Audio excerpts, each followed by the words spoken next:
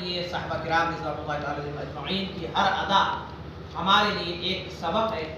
اور ہمارے لیے ایک سیدھی راہ چلنے کا ذریعہ ہے۔ احادیث کے واقعات میں، احادیث مبارکہ میں ایک واقعہ ملتا ہے کہ انسان کو صبر کیسے کرنا چاہیے، صبر کی پہچان کیا ہے، اور اللہ تعالیٰ نے جو فرمایا کہ وبشر الصابرین، کہ صبر کرنے والوں کے ساتھ اللہ تعالیٰ کی مدد ہوتی ہے۔ تو مولوی صاحب کرام، جو واقعہ میں آپ کے سامنے رکھنے جا رہا ہوں اس میں ایک بات تو یہ معلوم ہوتی ہے کہ صبر اسے کہتے ہیں کہ اگر ہمارے اوپر کوئی مصیبت آن پڑے تو اس مصیبت کو ہم برداشت کرنا، اور جس کے ساتھ ہمارے حقوق ہے، تعلقات ہے، اس کے حق مارے نہیں جانا، اس کے حق ختم نہیں۔ ہوتا کیا ہے کہ ہمارا پاس معاملہ یہ ہے کہ اگر ہم کچھ ہمارے اوپر مصیبت آ جائے تو ہم سب سے پہلے اپنے آپ کو مصیبت زدہ بناتے ہوئے دوسروں کے حقوق مار دیتے ہیں، دوسروں کے حقوق ختم کر دیتے ہیں، یا دوسروں کے ساتھ تعلقات خراب کر لیتے ہیں، یا دوسروں کو جو مقام دینا ہے، جو عزت دینا ہے وہ نہیں دیتے۔ ایسا معاملہ ہوتا ہے۔ روایتوں میں آتا ہے کہ ایک صاحب رسول تھے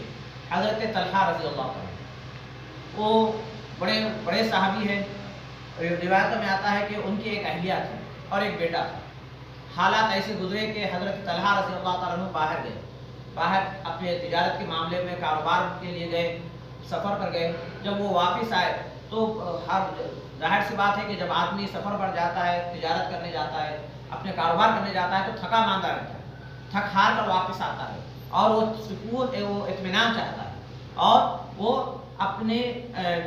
ضرورت پوری کرنا چاہتا ہے، سکون و اطمینان اور اپنی ضرورت پوری کرنا چاہتا ہے۔ تو ویسے ہی حضرت طلحہ آئے تو حادثہ یہ ہو گیا کہ جب وہ اپنے گھر کو آئے تو ان کا جو لڑکا تھا وہ لڑکے کا انتقال ہو گیا، حضرت طلحہ رضی اللہ عنہ کے لڑکے کا انتقال ہو گیا۔ اب دیکھیے کہ ایک لڑکے کا انتقال ہو جانا تو ماں کے اوپر کیا گزرتی ہوتی، ماں کے حالات کیسے ہوتے ہوئے، لیکن وہ ماں حضرت طلحہ رضی اللہ عنہ کی اہلیہ بیوی، وہ ماں یہ دیکھتی ہے کہ میرا تو لڑکا فوت ہو گیا، میرا لڑکا انتقال کر گیا ہے، لیکن میرا معاملہ یہ ہے کہ اب جو آنے والا ہے وہ میرا شوہر ہے اور اس کے ساتھ میرے چند حقوق ہیں۔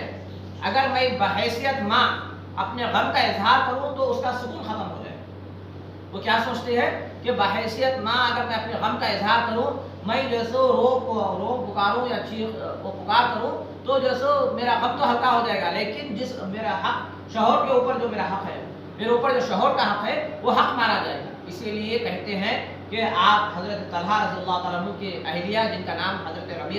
رمیضہ رضی اللہ عنہ تھا، انہوں نے کام یہ کیا کہ جیسے اس لڑکے کو ایک بازو رکھ دیا اور اس کے اوپر کپڑا اڑا دیا۔ جیسے ہی وہ آئے، وہ آنے کے بعد جیسے دستر بچھایا گیا، کھانا نکالا گیا تو وہ اطمینان کے ساتھ، حضرت طلحہ رضی اللہ عنہ چھکے ماندے تھے، اطمینان کے ساتھ انہوں نے کھانا کھایا، کیونکہ آدمی گھر کو آتا ہی سکون حاصل کرنے کے لیے، تھکاوٹ دور کرنے کے لیے، آدمی گھر کو آتا ہی ہے چین کے لیے۔ تو جیسے ان کے اہلیہ نے یہی سمجھا کہ اب میرا شوہر تھکا ماندہ آئے گا، اگر اسے میں غم کی بات بتا دوں، اگر میں اسے تکلیف کی بات بتا دوں تو اس کا جیسے سکون اور چین ختم ہو جائے گا، پہلے سے تھکا ماندہ ہے اب بے چین ہو جائے گا۔ اسی لیے لڑکے کو بازو رکھا اور اس کے بعد جیسے کھانا نکالے تو کھانا کھا لیا۔ اور کہتے ہیں کہ اس رات وہ خاتون، وہ صحابیہ اللہ کی وہ پیاری بندی ہر روز کے مقابلے میں زیادہ بناؤ سنگار کی تاکہ شہر اور شوہر کا جو ذہن اس طرف آ جائے، اس طرف بچے کی طرف نہ جائے، بچے کی طرف سے نہ پوچھے، بچے کے بارے میں نہ پوچھے، اس طرف ذہن آ جائے۔ تو جب بناؤ سنگار زیادہ کیا تو اس کے بعد کھانا سے فارغ ہو گئے، اس کے بعد جو حضرت طلحہ رضی اللہ عنہ آرام کرے اور اپنی ضرورت جو بھی تھی پوری کرے۔ جب ضرورت پوری ہونے کے بعد جب صبح ہوئی تو اس کے بعد صبح میں جو ان کے اہلیہ نے، وہ صحابیہ نے جو سرکار دو عالم صلی اللہ علیہ وسلم کی تربیت یافتہ تھے، صحابہ وہ ہے جن کے اندر جو بھی خصوصیت، جو بھی اچھائی آئی ہے وہ سرکار دو عالم صلی اللہ علیہ وسلم کا صدقہ ہے۔ سرکار دو عالم صلی اللہ علیہ وسلم نے ان کو ویسا بنایا ہے، ویسے سانچے میں سرکار دو عالم صلی اللہ علیہ وسلم نے ڈھالا ہے، ورنہ اس سے پہلے تو صحابہ بکھرے ہوئے تھے، صحابہ جو مختلف معاملات میں الجھے ہوئے تھے، لیکن سرکار نے جیسے ان کو ان کی تربیت فرمائی۔ اس کے بعد معاملہ کیا ہوا؟ اس کے بعد معاملہ یہ ہوا کہ جیسے اب وہ خاتون، وہ صحابیہ نے جب صبح اٹھی تو صبح کہا کہ اپنے جو پڑوس میں ہے، اپنے پڑوس کے پاس میں نے بطور امانت ایک چیز رکھائی، بطور امانت میں نے ایک چیز رکھائی، اب وہ چیز جب میں ماننے کے لیے گئی تو وہ جیسے بڑا واویلا مچا رہی ہے، وہ وہ میری چیز تھی، میں نے امانت کے طور پہ پڑوسی کے پاس رکھائی، اب جب میں لینے گئی تو جیسے واویلا مچا رہی ہے، یعنی وہ جیسے رو رہی ہے، پکار رہی ہے، چیخ رہی ہے، اور جیسے اپنے آپ کو جیسے مظلوم سمجھ رہی ہے، اور جیسے مجھے قابض اپنے آپ کو مخلوق سمجھ رہی ہے کہ اس کا میں نے چیز چھین لے لی، اس طرح سمجھ رہی ہے، کیا یہ بات صحیح ہے؟ تو حضرت طلحہ رضی اللہ عنہ نے کہا کہ نہیں، جو اگر وہ تمہاری چیز تھی تو انہیں دے دینا چاہیے، خاموشی سے دے دینی چاہیے۔ تو کہا کہ ہمارے پاس بھی اللہ کی ایک امانت تھی، ہمارے پاس بھی اللہ کی ایک امانت تھی، وہ امانت جیسے آپ کا ہمارا بیٹا تھا جو اللہ نے لے لیا،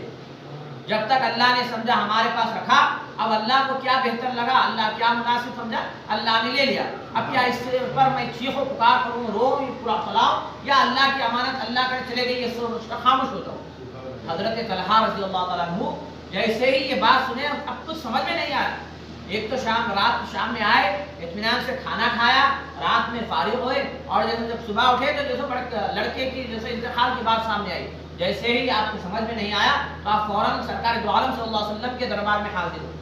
حاضر ہو کر اللہ کے رسول صلی اللہ علیہ وسلم کے سامنے تمام واقعہ بیان کیا۔ تو حضرت آقا دو جہاں صلی اللہ علیہ وسلم نے فرمایا کہ میں نے تمہاری بیوی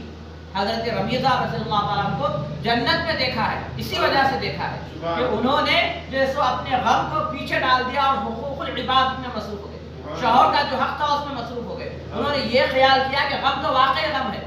بیٹے کا غم کوئی کم نہیں ہوتا ہے، واقعی غم ہے، لیکن شوہر کا بھی حق ہے، شوہر کا بھی حق ہے، وہ حق ادا کرنا ہے۔ تو اسی لیے اس واقعے میں ہمیں جو بات معلوم ہوتی ہے وہ بات یہ ہے کہ اگر ہمارے اوپر کوئی پریشانی، کوئی مصیبت آ جائے تو ہم اس مصیبت میں مبتلا ہو کر، اس مصیبت میں جو سو ہم اپنے آپ کو جب مصیبت میں پھنس جائے تو ہم کرتے کیا، وہ مصیبت کے بہانے بہت ساروں کے حقوق مار دیتے ہیں، بہت ساروں کے حقوق ختم کر دیتے ہیں۔ جیسا کہ مثال کے طور پہ ایک چھوٹی سی بات کہ اگر ہماری طبیعت میں جو کچھ بے چینی ہے، طبیعت خراب ہے، تو اب ہم کیا کرتے ہیں کہ بھائی دوسرے سے صحیح طور پہ گفتگو نہیں کرتے، مجھے تو کہتے ہیں بھائی طبیعت میں چڑچڑاہٹ ہے، طبیعت صحیح نہیں، طبیعت میں جیسے بخار ہے یا کچھ بھی ہے، اس وجہ سے میری طبیعت نہیں چاہ رہی کہ میں کسی سے بات کروں، تو گویا کہ سامنے والا آپ سے بات کرنا چاہتا ہے، اس کے حق جو حقوق ہے، جو حق ہے، وہ مارا جا رہا ہے۔ تو اسی لیے مولوی صاحب نے کہا جو صبر کی جو اللہ تعالیٰ نے بات فرمائی وہ بشری الصابرین، اس کا مطلب یہ ہے کہ آپ کے اوپر جو مصیبت آ جائے اس پر صبر کرنا ہے، لیکن آپ کے مصیبت کی وجہ سے کسی کو تکلیف نہیں ہونا ہے، یہی مذہب اسلام سکھاتا ہے۔ اب ہمارا معاملہ کیا ہے؟ ہمارا معاملہ یہ ہے کہ اگر ہمارے اوپر کوئی بات آ جائے تو ہم جیسے اس وقت شیر ہو جاتے ہیں، اس وقت ہم لڑنے لڑانے کے لیے، مارنے کے لیے تیار ہو جاتے ہیں۔ جب اسلام کی بات آتی ہے، جب اسلام کی دین کی بات آتی ہے تو اس وقت ہم صبر کرتے ہیں، جیسا کہ مثال کے طور پر اگر مسجد شہید ہو گئی ہم سنتے تو صبر کر لیتے ہیں، وہاں پر تو امام حسین رضی اللہ عنہ کے نقش قدم پر چلنا ہے کہ جب اسلام کے اوپر بات آئی تو انہوں نے اپنے کنبے کے ساتھ خود کو لٹا دیا، یہاں پر ہمارے پاس بات نہیں آتی، ہمارے پاس جب بات جیسے مذہب اسلام کی دین کی آتی ہے تو وہاں صبر کر لیتے ہیں، لیکن جب اپنے ذات کی بات آتی ہے،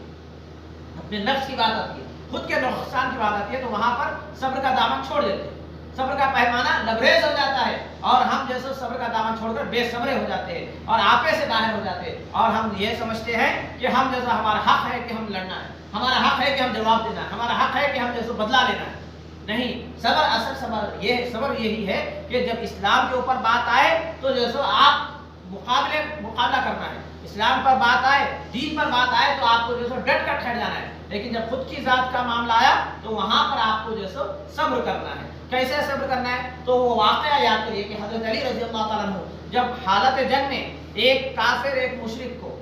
ایک غیر مسلم کو پچھاڑ دیا اور بس اس کی گردن مروڑنے ہی والے تھے، وجہ کیا تھی کہ وہ اسلام کا دشمن تھا، اس کی گردن مروڑ کر اسے ختم کرنے والے تھے، وہ اسلام کا دشمن تھا اس لیے ختم کر رہے تھے، ایک اللہ کے دشمن کو دنیا سے نجات دے رہے تھے، دنیا کو پاک کر رہے تھے، لیکن جیسے ہی اس نے آپ علی رضی اللہ تعالیٰ عنہ کے منہ پر جو ہے تھوک دیا، آپ فوراً چھوڑ دیے،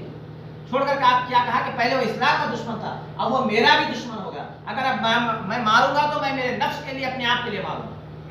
میں اپنے آپ اپنے نفس کے لیے ماروں گا، اس لیے میں نے خود چھوڑ دیا۔ اس کا فائدہ کیا ہوا کہ وہ موصوف جو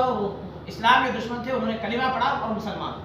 کہا کہ مسلمان کے اخلاق یہ ہوتے۔ تو بہرحال بتانے کی بات یہ ہے کہ جب کبھی اسلام کی بات آئے تو وہاں پر صبر کا دامن تھامو، صبر کرو، ایسا نہیں، وہاں پر ڈٹ کر مقابلہ کرنا ہے، اور جب خود کی ذات کا مسئلہ آئے تو وہاں پر صبر کرنا ہے۔ جب ہمارے حقوق تلف ہو جاتے ہیں، جب کوئی ہمارے حق ہم سے چھین لیتے، جب کوئی ہمارے ساتھ ہماری بے عزتی کرتے، جب کوئی ہمیں شرمندہ کرتے، جب کوئی ہمیں جیسے تکلیف دیتے، تو وہاں پر صبر کرنا. لیکن جب اسلام کی بات آ جائے تو وہاں پر صبر نہیں بلکہ ڈٹ کر مقابلہ کرنا. یہی مسلمانوں کے لیے اللہ کا پیغام ہے.